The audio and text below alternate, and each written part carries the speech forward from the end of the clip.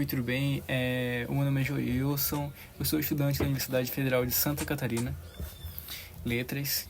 Estou gravando esse vídeo para falar sobre os países do BRICS, conforme solicitado pelo professor Edivan Muller, da disciplina Política Linguística. Tá, mas o que tem a ver política linguística com os países dos BRICS? Então, é algo muito interessante porque a política linguística é interessante para o BRICS porque ela obriga o bloco a lidar com a realidade interna de cada membro, ou seja, a diversidade e as múltiplas línguas existentes em cada país.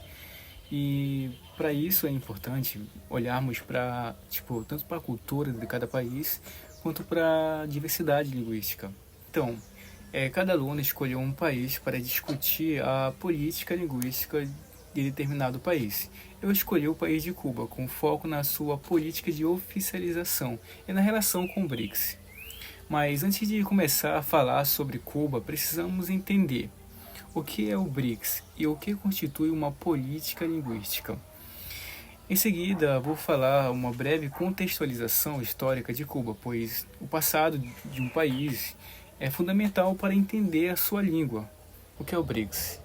Então, eu vou falar rapidinho sobre o que é o BRICS. É algo que está ganhando muita força no cenário mundial. Na prática, o que é o BRICS? Pensa o BRICS como um clube de países que juntos representam uma fatia gigante do planeta, tanto em população quanto em economia. Originalmente, entre eles eram Brasil, Rússia, Índia, China e África do Sul. Agora o grupo cresceu, incluindo nações importantes como Arábia Saudita, Egito, Irã e outros. Mas o ponto central do BRICS não é só fazer negócio entre eles. É sobre ter mais peso nas conversas globais. Sabe aquelas instituições grandes como o Fundo Monetário Internacional ou a ONU? Então, o BRICS trabalha para que essas estruturas sejam mais justas e ouçam mais países que antes eram deixados de lado. Em resumo, é um movimento para garantir que o desenvolvimento econômico e social seja mais equilibrado no mundo com os membros do BRICS, buscando uma solução em conjunto, ou seja, é uma conversa de cooperação em busca por um futuro mais equitativo, um futuro melhor para esses países do BRICS. Então, falado um pouco sobre o que era o BRICS, o que é o BRICS, agora vamos entender o que é política linguística.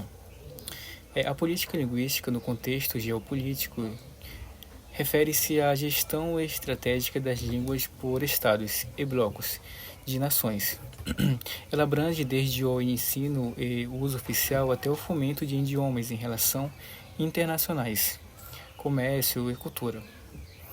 Decisões sobre como a sociedade e as pessoas se relacionam com as línguas, isso envolve ações do Estado ou outras instituições para definir o papel das línguas como qual será a língua oficial nacional ou usada no trabalho, além de planejar o uso das línguas. Essa referência é do livro Política Linguística de Calvert, 2008. Ou seja, imaginamos o seguinte: uma língua não é só um monte de palavras, ela é uma ferramenta de poder e identidade.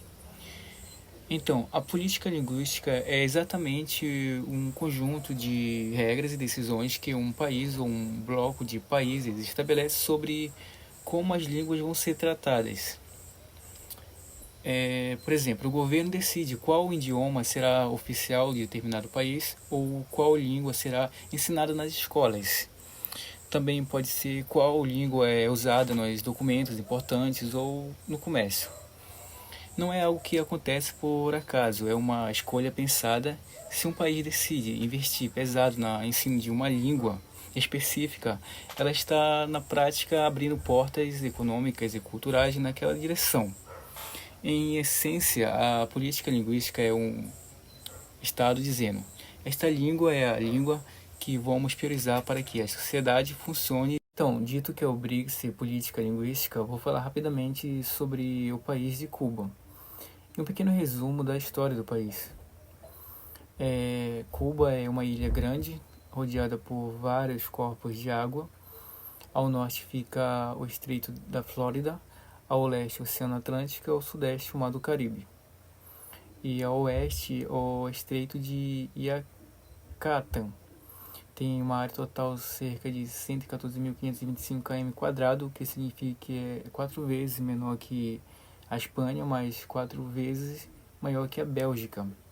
A capital do país é Havana, que está localizada na província. Cuba é composta por muitas ilhas, na verdade cerca de 1.600 ilhotas.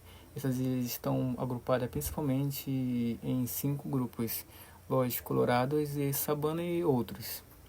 Então, em resumo, Cuba é uma grande ilha com uma divisão administrativa clara, muitas ilhas menores e um papel estratégico importante no Caribe, especialmente por causa da base naval americana em Guantánamo.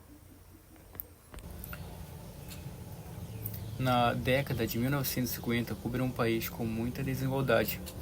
Enquanto alguns viviam bem em Havana, muitos trabalhadores e camponeses viviam na pobreza. O governo era uma ditadura liderada por Batista, que não gostava muito do povo. Em 1956, Fidel Castro, junto com outros como Che Guevara, voltou do exílio para lutar contra Batista. Eles começaram uma guerra de guerrilha nas montanhas. Depois de muita luta, em 1959, Batista fugiu do país e Castro tomou o poder. Castro fez mudanças grandes, como nacionalizar empresas, ou seja, colocar empresas estrangeiras sob o controle do governo. Isso deixou os Estados Unidos muito irritado, porque tinha muito interesse em Cuba. Em 1961, exilados cubanos, como ajuda de CIA dos Estados Unidos, tentaram invadir Cuba na Baía dos Porcos, mas foram derrotados. Depois disso, os Estados Unidos cortou relações com Cuba e impuseram embargos, que é uma proibição de comércio. Ou seja, com esses embargos, a Cuba começou a decair bastante sobre sua infraestrutura, seu comércio. E a entrada de Cuba no BRICS vai ser importante porque ela vai poder voltar a fazer as negociações com esses países que fazem parte do BRICS. Mas em resumo, para Cuba é uma chance de fortalecer a economia e ter mais peso nas discussões internacionais, ao lado de grandes países emergentes como Brasil, China, Rússia. Agora podemos falar sobre a política linguística de oficialização em Cuba. Então, o espanhol é a língua oficial do país. Está oficializada no artigo 2 da Constituição cubana. Isso significa que o espanhol é uma língua usada em todos os âmbitos do governo, desde a criação de leis até o funcionamento dos tribunais. Embora o espanhol seja a regra, há uma exceção. Nas áreas turísticas, o inglês é tolerado e usado para comunicação com estrangeiros. Apesar de anos de isolamento, Cuba manteve uma população multicultural que mudou as línguas faladas no país. Como eu disse, a língua oficial é o espanhol, mas existem outras línguas faladas em Cuba que se espalharam pelo país durante o século 17 e 18, enquanto o país estava sob domínio espanhol. Mas tanto como o espanhol, o cubano ou o crioulo haitiano é uma língua dominante no país, para ser mais claro, o espanhol cubano é a língua mais popular em Cuba, tem cerca de 11 milhões de falantes nativos. O crioulo haitiano é uma língua das principais línguas de Cuba, também é usada predominante pelo povo cubano-haitiano, que se estima cerca de 300 mil pessoas. Também tem a língua litúrgica de Cuba. O lucume é uma língua menor em Cuba, a língua fortemente influenciada pela língua urubá da África Ocidental. Também línguas estrangeiras faladas em Cuba, galego e o corsa. Mas a língua lucume e o crioulo haitiano são apenas reconhecidas como línguas de uso cultural e comunitário, especialmente nas áreas onde a população é mais presente.